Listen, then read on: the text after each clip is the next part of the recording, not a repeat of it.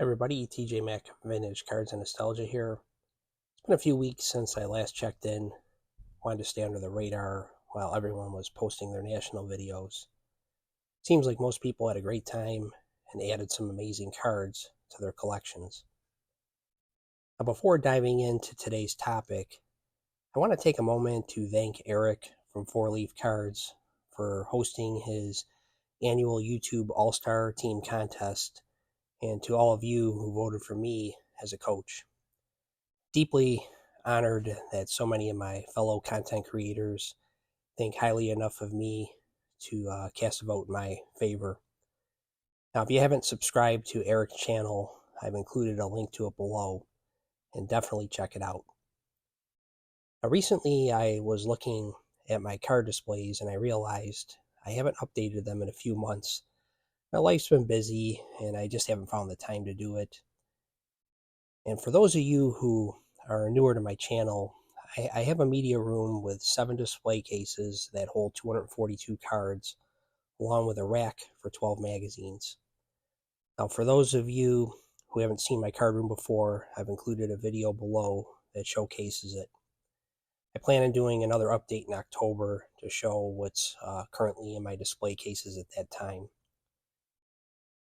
Now, this brings me to today's topic. I've been thinking about a theme to choose for my display cases for August and September. Now, as most of you know, I collect baseball, football, and hockey cards from the 30s to the 80s, and I thought it would be interesting to pick a 10-year period and fill all of my displays with cards and magazines from that time frame. Now, instead of focusing on a specific decade necessarily, I considered any 10 consecutive years. For example, I can choose from 1973 to 1982. I spent a few days reflecting on which period resonates with me the most across all three of the sports. And I realized that if I were to pick each sport individually, I'd likely choose different 10-year periods than I would if I picked all three combined. Now, some of the things I considered were which players were active during those years, significant sports moments, and also the cultural impact of the era. For me, nostalgia isn't just about the cards or the sports. They also remind me of the broader events happening in the world at that time. Now, even though I collect cards from the 30s and the 40s, I limited my choices to between 1950 and 1989, as I don't have 242 graded cards from a 10-year period in the 30s and the 40s. Ultimately, I went with 1961 to 1970 to fill my displays with. My second choice was 1963 to 1972. Now, one of the main reasons I was initially drawn to 1963 to 1972 was the opportunity to showcase cards from the 1971 Topps baseball, football, and hockey sets, which are among my all-time favorites. I believe 1971 was one of the best overall years for Topps designs across those three sports, and it's closely, in my mind, followed by 1962. Now, another reason I considered extending the period to 1972 was because Roger Staubach, who's my favorite football player to collect, had his first card issued in 1972. Ultimately, though, I had to go with 1961 to 1970 because I couldn't leave out the iconic 1961 baseball season and the thrilling home run race between Maris and Mantle. This was a lot of fun to think about because it gives you an idea of the time frame of collecting, if you really focus on it, that you really enjoy the most. And certainly it's that era for me. It's just something about the 60s that just stand out as my favorite decade. Collecting cards from this era, it just provides me a glimpse into the broader societal changes that were unfolding in America at that time. It was a decade, it just had significant events in it. Awful ones such as the assassinations of John F. Kennedy and Martin Luther King and Bobby Kennedy, But you also had the civil rights movement, the space race, an explosion of pop culture at that time that was revolutionizing the music scene. You had the British invasion, Motown, psychedelic rock. You had TV shows like Andy Griffith's show, Star Trek, and the Munsters. You started seeing shows coming out in color during that era. Of course, what overshadowed most of the decade was the Vietnam War as well. So it was just a very interesting time as somebody like myself who just loves history, and you could just see the dichotomy that existed in that decade from the beginning until the end, and it really resonated into sports as well, as sports were changing in that landscape. You had divisional play beginning in baseball in 1969, and critics would argue that it reduced the significance of the pennant race.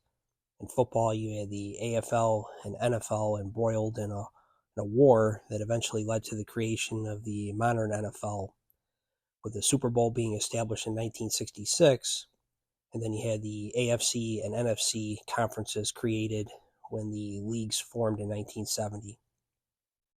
In hockey, the original six era ended in 1967 when the NHL expanded by adding 6 additional teams, which doubled the league size to 12. And as I'm doing all this, I'm thinking about the Bob Dylan song, "The Times They Are a-Changin'." New York's sports scene in the 1960s serves as a microcosm of the evolving landscape. In the early part of the decade, the Yankees and the Giants were the dominant teams in Gotham City. Mickey Mantle was the biggest star in baseball, and the Yankees reached the World Series every year from 1960 to 1964, winning 2 championships.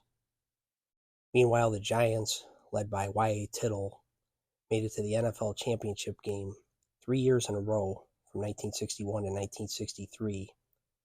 Even though they fell short each time, they were one of the power teams in the NFL.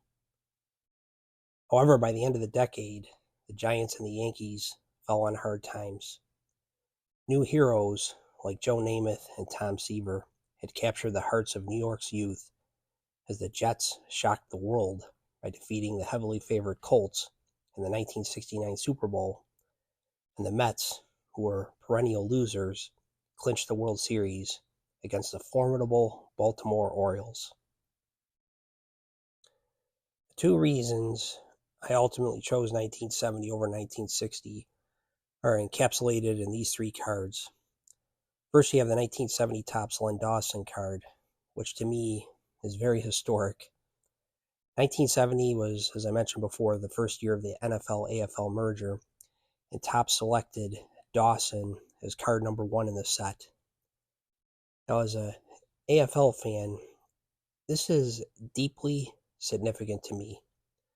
While the Jets' victory in Super Bowl III grabbed headlines, it was the Chiefs' dominance over the Vikings in Super Bowl IV that truly announced the AFL's arrival. Before that game, there were concerns that the AFL wouldn't be able to compete with the NFL for years, potentially jeopardizing the league's competitiveness. Many thought the Jets' victory over the Colts was just a fluke. But after the Chiefs' decisive 23-7 victory, even though they were 13.5-point underdog, even NFL Commissioner Pete Rozelle had to acknowledge that the AFL was a force to be reckoned with. And I love that Topps chose Dawson to lead the way in the first year of the merged league. Now, another reason I was inclined to take 1970 as one of the years to include is the brilliance of these 2 men, Phil Esposito and Bobby Orr. Now, although the Bruins didn't win the Stanley Cup until the 71 season, 70 offered a preview of the dominance that Esposito and Orr would display throughout the decade. You see, that year Esposito shattered the NHL goal-scoring record with 77 goals, surpassing Bobby Hull's previous mark of 58 that he had in 1969. Meanwhile, Orr redefined the role of the defenseman, scoring 139 points, a record that still stands to this day. He remains the only defenseman to ever tally over 100 assists in a season with 102. And his plus minus of 124, meaning that he scored 124 more goals when he was on the ice than he allowed, is another NHL record. Wayne Gretzky only had 100. That was the highest he had in his career. Orr, in my opinion, is the greatest hockey talent to ever lace up the skates, and I'm proud to have this beautiful 1970 Topps card in my collection. Now, the 1960s also saw two Triple Crown winners in Frank Robinson, who did it in 1966, Carl Yastrzemski, who did it in 1967. Of course, there was Roger Maris breaking Babe Ruth's home run record in 61. All these are just very important moments to me, and I just wanted to encapsulate them during this 10-year period that I selected. And these three cards are definitely going to be featured in my display. As the 1960s moved on, pitchers began to dominate the game more and more. While there was many great ones, I believe these three represent the decade the best. Sandy Koufax, whose 1963 season to me slightly edges out 65 and 66 due to the Dodgers winning the World Series that year and Koufax winning the MVP and the Cy Young. That was the only time he had won the MVP. And the next time in him, you have Denny McLain, who, while not the best pitcher, certainly one of the best of the decade, he probably wasn't even the best on his team. He was just an iconic figure, though, in that era, winning 31 games in 1968 as he led the Tigers to a World Series upset over the Cardinals. And then finally, you have the legendary Bob Gibson, whose 68 season was the most dominant pitching performance of the decade, when he had 22 wins and a 1.12 ERA. The NFL players that stood out during the decade for me were Johnny Unitas, the face of football, and a two-time MVP in the 1960s. You had Jim Brown, the most prolific runner in NFL history, who in 1963 rushed for 1,863 yards in just 14 games. And then you had Bart Starr, whose 1966 season, captured on this Topps card, was his finest, as he won the MVP and earned his only first-team All-Pro selection. And he also led the Packers to victory over the Chiefs in Super Bowl I. So there you have it. I have 242 spots in my cases for graded cards to go into from these 10 years. And I have 690 cards from that time frame to choose from. So it's going to be a lot of fun going through and setting these displays up. But I just wanted to give you a preview of just some of the reasons why this would be the 10-year period overall that I would collect if I had to choose.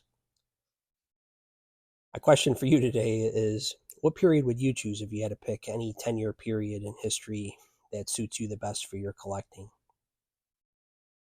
I want to close today with a brief discussion about the future of my channel. There are some things going on in my life that I want to dedicate more time to. Now, everything's good, but I put a lot of time into my videos, and I just want to find a better balance with my hobby time. So moving forward, I plan to limit my videos to one every couple weeks or possibly two every 3 weeks, just depending on my schedule, because I'm going to be traveling even more than I am now. And I want to focus my YouTube time on responding to comments on my videos, which is my favorite part after I put out a video. I love to exchange comments with those in the community. And I also want to spend time supporting other channels. I don't ever want to change that because it means a lot when people support my channel. And I've had to stop doing VR responses. I stopped doing that a while ago. It just takes away from creating my own content. It's nothing personal to the content creators. I just don't make enough content to be able to do that. Instead, what I try to do is shout out channels whenever I can. But anyway, I want to just use this, the time I have left in my hobby when I'm not doing YouTube, to be able to email and text some of the friends I have in the community. And I also want to spend, quite a bit of time curating my collection because I enjoy that as well. So I'm just trying to restore the balance a little bit, and this summer really helped me realize that. So I hope everybody has a great weekend, and we will talk again soon.